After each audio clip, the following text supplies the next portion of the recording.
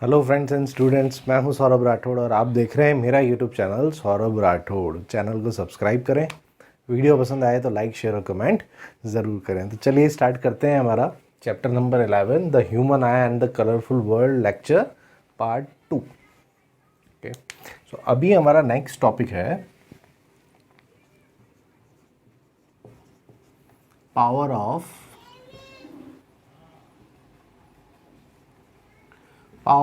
Accommodation, है ना। ये क्या होता है? कई बार क्या होता है कि कोई बहुत छोटी ऑब्जेक्ट है, उसको देखने के लिए आपने देखा है कि हम लोग क्या करते हैं, ऐसे अगर ढूंढना है उसको तो आंखें बड़ी करके हम देखते हैं, है ना। और कई बार बहुत ज़्यादा ब्राइट लाइट में ऑब्जेक्ट को देखना है तो आंखें ऐसा छोटी करके हम देखते हैं। तो एक्चुअली ये कर क्या रहे हैं, है ना। We are adjusting, you can say the size of our islands, है ना। तो उसको एडजस्ट करके एक्चुअली हम उसकी फोकल लेंथ को एडजस्ट कर देते हैं, ठीक है, up to some extent. So this is known as power of accommodation, the ability of islands to adjust its focal length. The ability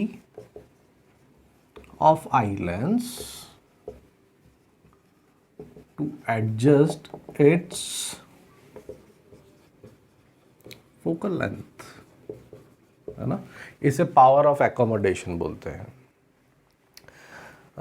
lecture 1 में मैंने आपको बताया था कि हमारा आई लेंस है, उसके ऊपर और नीचे सीलियरी मसल्स हैं, है ना। So our eye lens is intact between the ciliary muscles. तो सीलियरी मसल्स जब कॉन्ट्रैक्ट होती हैं तो आई लेंस का कर्वेचर बढ़ जाता है, सीलियरी मसल्स जब रिलैक्स होती हैं तो कर्वेचर उसका कम हो जाता है। अल्टीमेटली फोकल लेंथ में थोड़ा बहुत एडजस्टमेंट हो जाता है। सो the ability of islands to adjust its focal length is known as the power of accommodation, है ना। अब हम पास में कितनी डिस्टेंस तक क्लियर देख सकते हैं और दूर में कितनी डिस्टेंस तक क्लियर देख सकते हैं, है ना। The minimum distance from our eyes, है ना, where we can distinct the objects more clearly, most clearly I must say, is known as the near point of eye, है ना। हमारी आंखों से वो मिनिमम डिस्टेंस जिस पे हम ऑब्जेक्ट को एकदम क्लियरली देख पाते हैं, है ना, और दो ऑब्जेक्ट के बीच में डिस्टिंक्शन कर पाते हैं, उस पर्टिकुलर पॉइंट को हम नियर पॉइंट बोलते हैं। So the near point of our eye is 25 centimetre, है ना।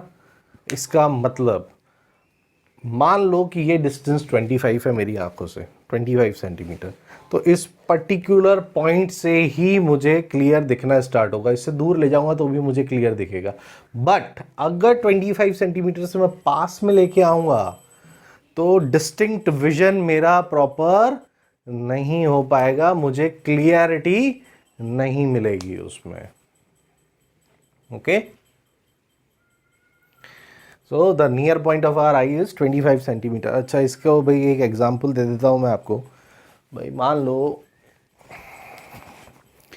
कि ये बुक है, ठीक है। अगर ये पेज मुझे रीड करना है, मैंने 25 सेंटीमीटर की डिस्टेंस पे इसको रखा हुआ है, तो मुझे ये क्लियर दिख रहा है, ठीक है, क्योंकि हमारी दोनों आईज के बीच में गैप है। अगर मैं इसको 25 सेंटीमीटर से ज़्यादा पास में लेके आता हूँ, इतना पास, I won't be able to read it, है ना। So the near point of our eye, और you can say the minimum distance at which the objects can be seen distinctly or clearly is known as the near point of our eye, and it is 25 centimetre, ठीक है। तो दूर कितनी distance पे हम clear देख सकते हैं? तो दूर हम इंफिनिटी तक क्लियर देख सकते हैं। So the far point of our I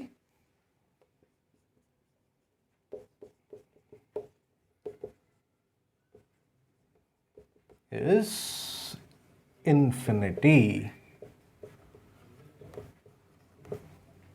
Okay, तो ये 1 मार्कर टाइप क्वेश्चन में पूछा जाता है, ठीक है, कि नियर पॉइंट कितना है। But obviously we are talking about the normal eyes, है ना, भाई जिनकी आई साइड बिल्कुल नॉर्मल है उनकी बात हो रही है ना। ओके, अभी नेक्स्ट टॉपिक है हमारा, और उसमें से काफ़ी इंपॉर्टेंट क्वेश्चन बनता है। तो नेक्स्ट टॉपिक हमारा ये है कि भाई हमारी 2 आंखें क्यों हैं, एक ही क्यों नहीं है। बनाने वाले ने सिर्फ एक ही आंख क्यों नहीं लगाई भाई, 2 क्यों लगाई है ना। और 2 आंखें अगर लगाई हैं सो, बट ऑब्वियसली हमारी बॉडी में जो भी पार्ट है सबके पीछे कुछ ना कुछ लॉजिक है, तो इसके पीछे भी कुछ लॉजिक है, इससे हमें कुछ एडवांटेज है ना। सो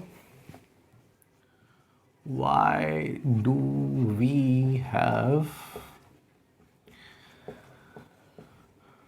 2 eyes, ठीक है। देखो भाई, हमारी दोनों आंखों के बीच में थोड़ा सा गैप है, ठीक है, बीच में ये नाक आ जाती है। So our eyes are few centimetres away from each other. इसका फायदा क्या है, जब आप एक आंख को बंद करते हो ना, ठीक है, ये सब लोग करके देखना इस लेक्चर को सुनते सुनते, अपने सामने किसी भी एक ऑब्जेक्ट पे फोकस कर लेना, ध्यान से देखना उस ऑब्जेक्ट को, ठीक है, और अपनी एक आंख बंद कर लेना, चेहरा हिलाना नहीं है अपना, ठीक है, ऐसा नहीं करना है, फिक्स कर देना, और एक आंख बंद करके उस ऑब्जेक्ट को देखना है, ठीक है। और 10-15 सेकंड्स के बाद इस वाली आंख को बंद करना है और इधर वाली को खोल लेना है। तो आप जब ऐसा करके देखोगे तो वो सेम ऑब्जेक्ट आपको ऐसा ऐसा ऐसा ऐसा उसकी पोजीशन शिफ्ट होते हुए दिखाई देगी। अब ऐसा क्यों पॉसिबल है, एक आंख से जब हम उस ऑब्जेक्ट को देख रहे हैं तो हमें एक अलग इमेज मिल रही है उसकी, और दूसरी आंख से जब उस ऑब्जेक्ट को देख रहे हैं तो एक अलग एक अलग इमेज मिल रही है ना। एक आंख से हमें 150 डिग्री तक दिखाई देता है ना। कैसे, इमेजिन कि एक ये स्ट्रेट लाइन है ना, और मैं ये एक आंख से देख रहा हूँ। सो ये एंगल जा रहा है, this line and this straight line, दोनों के बीच में एंगल कितना है, 150 डिग्री। सो एक आंख से हम 150 डिग्री एंगल देख सकते हैं, है ना। सिमिलरली इस आंख से भी कितना देखेंगे हम, 150 degree.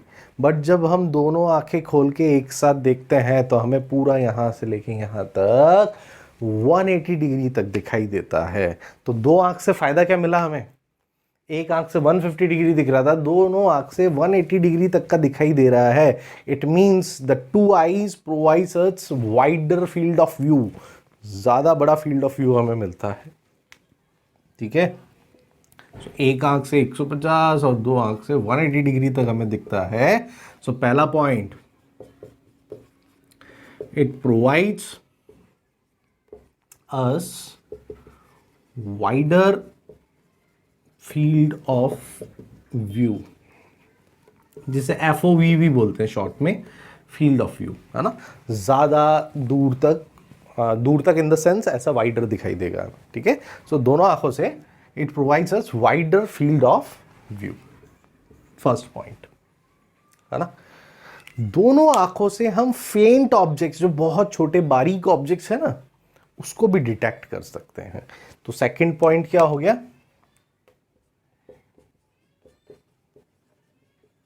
it helps us to detect faint objects, जो कि एक आंख से ढूंढ पाना मुश्किल है। दोनों आंख से हम छोटे और फेंट ऑब्जेक्ट्स को भी डिटेक्ट कर सकते हैं, ढूंढ सकते हैं, ओके। थर्ड, दोनों आंखों से हमें बाइनोक्यूलर विजन मिलता है। It provides us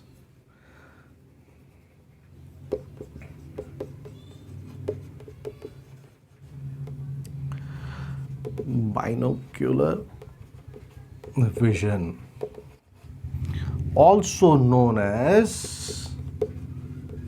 stereopsis। अब ये बाइनोक्यूलर विजन और स्टीरियोप्सिस क्या है, बाइनोक्यूलर तो पता है ना सबको, हिंदी में जैसे हम दूरबीन बोलते हैं, ठीक है। बाइनोक्यूलर विजन और स्टीरियोप्सिस का मतलब क्या है, समझो इसको। अभी मैंने आपको बताया कि किसी भी एक सिंगल ऑब्जेक्ट की ही दो इमेजेस मिलती हैं हमें, दोनों अलग अलग आंखों से, है ना। वो ये वाला जो भी बताया, एक ऑब्जेक्ट को आप देखोगे एक आंख बंद करके तो उसकी एक अलग इमेज मिलेगी, और जैसे ही दूसरी आंख बंद करके पहली वाली खोल लोगे तो वो इमेज, उसी ऑब्जेक्ट की अलग इमेज मिलेगी, एक इस डायरेक्शन में मिलेगा, एक इस डायरेक्शन में मिलेगा, ठीक है। बट जब हम दोनों आंखों से देखते हैं तब एक्चुअली होता क्या है, वो दोनों इमेजेस ओवरलैप हो जाती हैं, एक के ऊपर एक आ जाती है, और उससे फायदा क्या मिलता है हमें, परसेप्शन ऑफ डेप्थ, कितनी गहराई में वो ऑब्जेक्ट है ना, perception of distance, perception of height, कितनी ऊंचाई पे ऑब्जेक्ट है, कितनी गहराई में ऑब्जेक्ट है, कितने दूरी पे वो ऑब्जेक्ट है, उसका आइडिया हमें ज़्यादा बेटर मिलता है। इन शॉर्ट, अगर एक आंख से देखेंगे तो हमें 2 डायमेंशनल विजन मिलता है, बट जब हम दोनों आंखों से देखते हैं तो हमें 3D विजन मिलता है, यानी एक्स एक्सिस वाई एक्सिस के साथ जेड एक्सिस भी आपको दिखाई देता है, और इसे ही हम बायनोक्यूलर विजन और यू कैन से स्टीरियोप्सिस बोलते हैं, है ना। So what is stereopsis? By overlapping the two images that we get from different eyes, है ना, provides us the perception of depth, height and distance. This is known as stereopsis, or you can say the binocular vision. ठीक है, तो दोनों आंखों से देखने पे हमें ये मिलता है, इट मींस 2D की जगह पे हमें 3D विजन मिलता है, 3 डायमेंशनल। अभी 2D क्या होता है, बोर्ड पे मैं जितना भी लिख रहा हूं ये 2 डायमेंशनल है ना, या तो एक्स एक्सिस पे मैं लिख पा रहा हूं या वाई एक्सिस पे मैं लिख पा रहा हूं, है ना, this is X this is Y, तो ये तो हो गया 2D। तो ये एक आंख से ऐसा दिखता है, बट दोनों आंख से देखने पे 3D विजन दिखता है, मतलब इन दोनों एक्सिस के परपेंडिकुलर एक्सिस, ये वाला एक्सिस जो आप लोगों की तरफ आ रहा है जेड एक्सिस, वो भी दिखाई देता है ना। तो जो 3D मूवीज बनाई जाती हैं ना, और उसमें जो ग्लासेस हम पहनते हैं वो स्टीरियोप्सिस के बेसिस पे ही होते हैं, दो एक ही ऑब्जेक्ट की अलग अलग एंगल से इमेजेस ली होती हैं और उनको ओवरलैप कर दिया जाता है जब हम स्पेक्स पहनते हैं, तो हमें 3D व्यू मिलने लगता है ना, तो हमें ऐसा लगता है कि ऑब्जेक्ट हमारी तरफ ही आ रहा है जेड एक्सिस पे। Okay, so this is how it works. तो अगर ये क्वेश्चन आता है तो ये आपको 3 पॉइंट लिखने, है ना, कि दो आंखों से क्या फायदा है भाई, it provides us wider field of view, it helps us to detect even the faint objects, and it provides binocular vision, or you can say the stereopsis, है ना, 3D विजन प्रोवाइड करता है, perception of depth, height and distance हमें पता चलता है, ठीक है। तो ये काफी इंपॉर्टेंट क्वेश्चन है, पूछा जा सकता है। तो अभी नेक्स्ट टॉपिक है हमारा डिफेक्ट्स ऑफ विजन, ठीक है।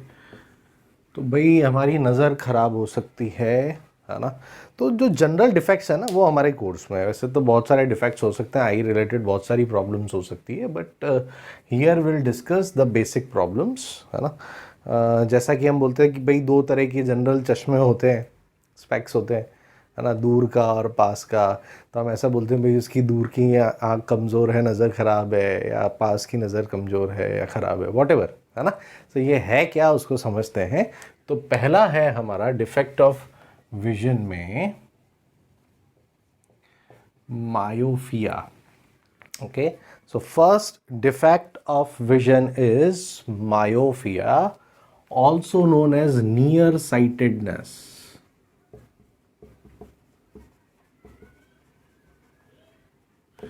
नियर साइटेडनेस यानी पास का इसमें हमें बिल्कुल क्लियर दिखाई देता है, दूर का हमें क्लियर नहीं दिखाई देता है, अगर जिसको ये बीमारी है मायोपिया है।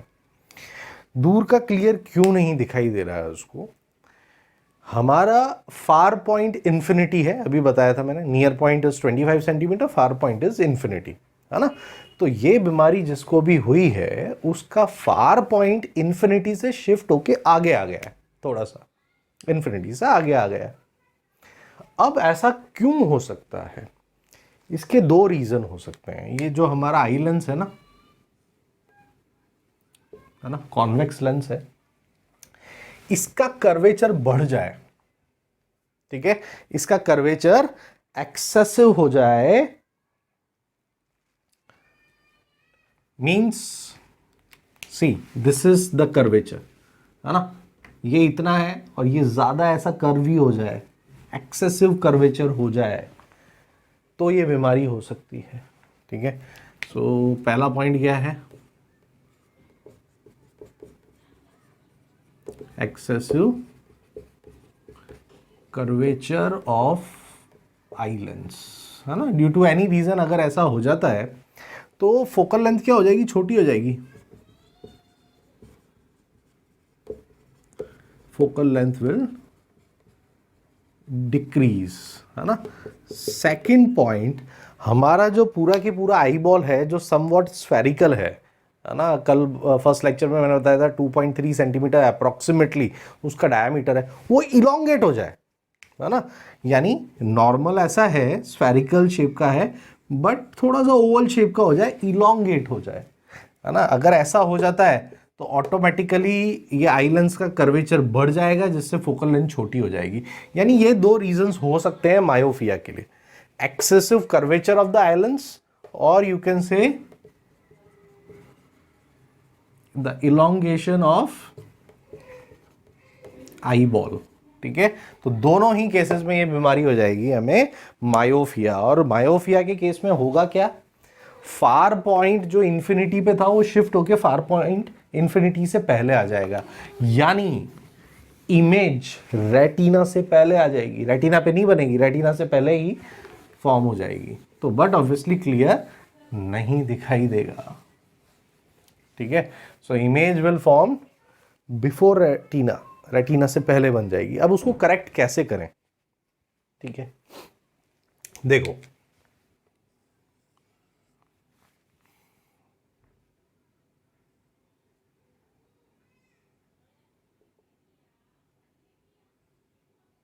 ये हमारा आई बॉल है, ये हमारा आई लेंस है। ठीक है, अभी नॉर्मली होता क्या है कि लाइट रेज आती हैं और कहाँ पे मीट होती हैं, रेटिना पे, तो ये हमारी नॉर्मल आई है ना, इसमें कोई बीमारी नहीं है भाई, फर्स्ट क्लास इमेज रेटिना पे बन रही है, देख लो, है ना, ये this is retina.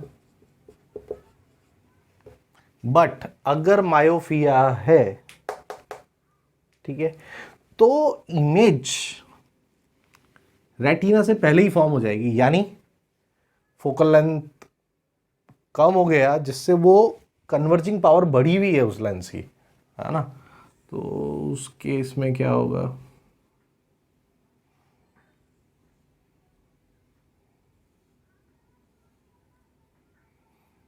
The rays will meet ahead of retina. देखो भाई, रेटिना पे ना फॉर्म होके उससे पहले ही मीट हो गई हैं। ठीक है, सो ये मायोफिया का केस है, यानी दूर की नजर कमजोर हो गई भाई। ठीक है, अब इसको करेक्ट कैसे करें, देखो लेंस की कन्वर्जिंग पावर बढ़ गई है, फोकल लेंथ छोटा होने की वजह से कन्वर्जिंग पावर बढ़ गई है, तो अगर हम बाहर स्पेक्स में ऐसा लेंस लगाएं जिसकी डाइवर्जिंग पावर हो, क्योंकि यहां कन्वर्जिंग बढ़ी हुई है तो थोड़ा उसको डाइवर्ज कर दें हम, तो ये शिफ्ट हो सकता है पीछे। ठीक है, तो हम स्पेक्स में मायोफिया को करेक्ट करने के लिए converging lens, that is our concave lens लगा देते हैं। ठीक है, रिक्वायर्ड पावर का, ठीक है, पावर के बारे में हम ऑलरेडी पढ़ चुके हैं चैप्टर नंबर 10 में।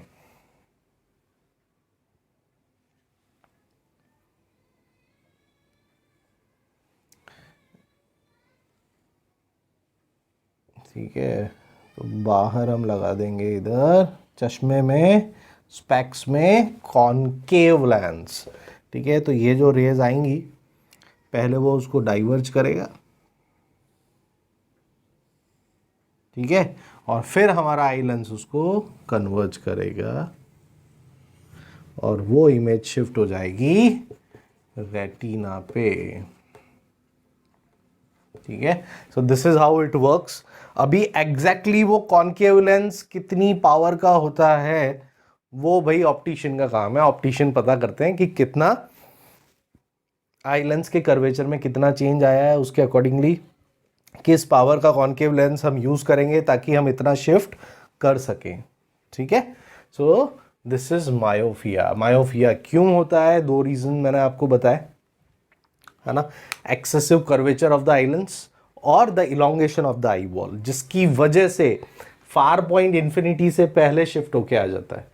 तो उसको करेक्ट करने के लिए हम क्या करेंगे, है ना। तो डिफेक्ट में हुआ क्या, रेटिना से पहले इमेज बनने लग गई, अभी हमें उसको शिफ्ट करके पीछे लेके जाना है इस इमेज को, तो हम concave lens, diverging lens specs में लगा देंगे। ठीक है, तो अगर ये क्वेश्चन आता है तो ये तीनों डायग्राम बना देना।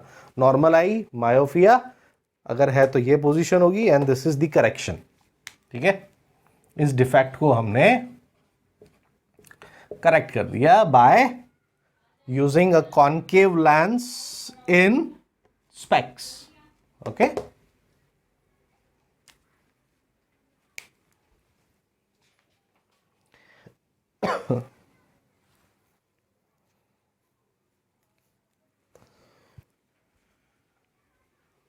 नेक्स्ट डिफेक्ट ऑफ विजन है हाइपरमेट्रोफिया।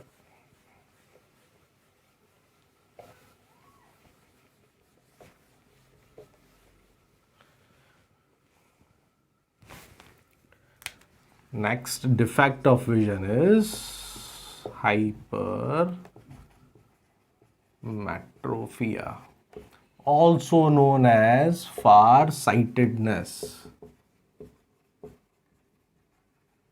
इसका मतलब दूर का हमें क्लियर दिख रहा है बट पास का क्लियर नहीं दिख रहा है। ऐसा क्यों है? क्योंकि जो नियर पॉइंट है हमारा, है ना, वो क्या हो चुका है, पीछे की तरफ शिफ्ट हो गया है। ठीक है, 25 सेंटीमीटर से आगे चला गया, तो हमें क्या हो जाएगा, हाइपरमेट्रोफिया हो जाएगा, also known as far sightedness. इसमें दूर का ऑब्जेक्ट क्लियर दिखाई देगा बट पास का ऑब्जेक्ट क्लियर नहीं दिखाई देगा। What is the problem? Eye lens का कर्वेचर जो था, लेंस का कर्वेचर वो कम हो गया है, जिसकी वजह से the focal length of eye lens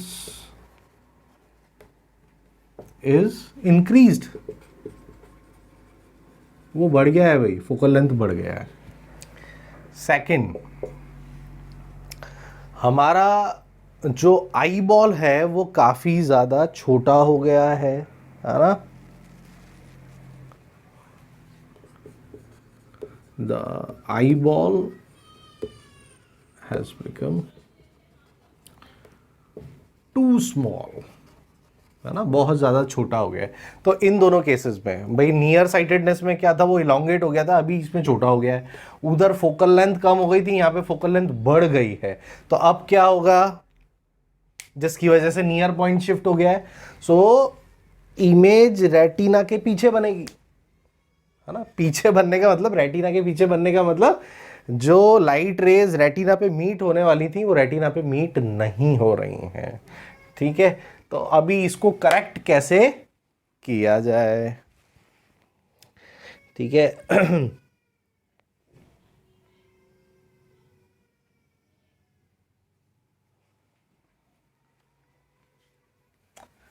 हाइपरमेट्रोफिया का करेक्शन कैसे करें हम?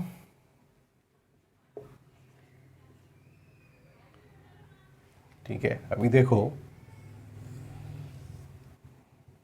अभी नॉर्मल विजन वाला मैं नहीं बना रहा हूँ डायग्राम, वो ऑलरेडी मैं बना चुका हूँ। नॉर्मल विजन में तो रेटिना पे ही फॉर्म होगा। ठीक है भाई, सो सीधे मैं डिफेक्ट वाला बना देता हूँ। ये हाइपर मेट्रोफिया के केस में क्या होगा, ये जो लाइट रे आ रही हैं, है ना, ये यहाँ पे मीट नहीं करेंगी रेटिना पे। देखो यहाँ मीट हो ही नहीं रही है, आगे चली गई। ठीक है, तो नियर पॉइंट जो है वो शिफ्ट हो गया। अब इसको करेक्ट कैसे करें? ऐसा क्यों हुआ कि लेंस की जो कन्वर्जिंग पावर है ना, फोकल लेंथ बढ़ने की वजह से कन्वर्जिंग पावर कम हो गई है, तो अभी और ज्यादा कन्वर्ज करना है हमें उसको, ताकि ये पॉइंट शिफ्ट होकर रेटिना पे आ जाए। तो कन्वर्जेंस बढ़ाने के लिए हम क्या करेंगे, स्पेक्स में कन्वर्जिंग लेंस लगा देंगे, which is again convex lens. तो हमारी आंखों में भी कॉन्वेक्स है, चश्मे में भी हम कॉन्वेक्स लेंस लगा लेंगे, है ना, of required power.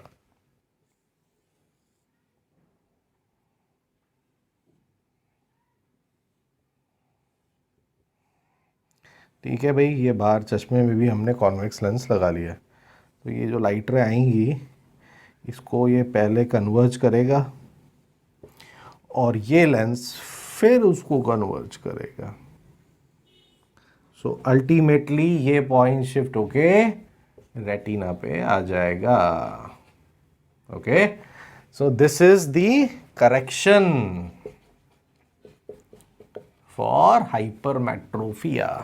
Okay, very important. Okay, so the next defect of vision is presbyopia. हाँ, सो जनरली एजिंग के साथ क्या होता है, जैसे जैसे एज बढ़ती जाती है ना, तो हमारी आई लेंस को सीलियरी मसल्स ने इंटैक्ट किया हुआ है, ठीक है ना। उसके ऊपर और नीचे ये जो मसल्स हैं, these are what, ciliary muscles, है ना, ये भी सीलियरी मसल्स हैं, ठीक है। अब ये सीलियरी मसल्स ही उसके कर्वेचर को कंट्रोल करती हैं, ठीक है, यानी उसकी फोकल लेंथ को एडजस्ट करती हैं। बट एजिंग के साथ साथ क्या होता है कि ये मसल्स वीक हो जाती हैं, ठीक है। तो लेंस अपनी एबिलिटी जो है फोकल लेंथ को एडजस्ट करने की वो खो देता है, जिसकी वजह से उसको मायोपिया और हाइपरमेट्रोपिया दोनों एक साथ हो जाते हैं। यानी दूर का भी ज़्यादा क्लियर नहीं दिखाई देता, पास का भी ज़्यादा क्लियर नहीं दिखाई देता। तो इस केस में बाई फोकल लेंस या बाई फोकल स्पेक्स यूज करने पड़ते हैं, ठीक है। आपने देखा होगा कि कुछ इस तरह के चश्मे होते हैं,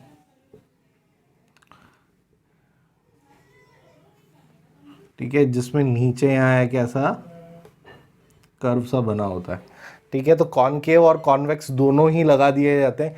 तो यूज़र को जब जिसकी रिक्वायरमेंट होती है, दूर का देखना होता है, तब वो उस तरीके से यूज़ कर लेता है, पास का देखना होता है तो उसको उठा के ऐसे करके रीड कर लेता है, ठीक है। सो इन शॉर्ट दोनों तरह के करेक्शन प्रोवाइड कर दिया हमने by having a bifocal lens to correct presbyopia, ठीक है। सो सीलियरी मसल्स की वीकनिंग की वजह से हो जाता है। एक और बहुत ज़्यादा कॉमन डिफेक्ट है कैटरैक्ट,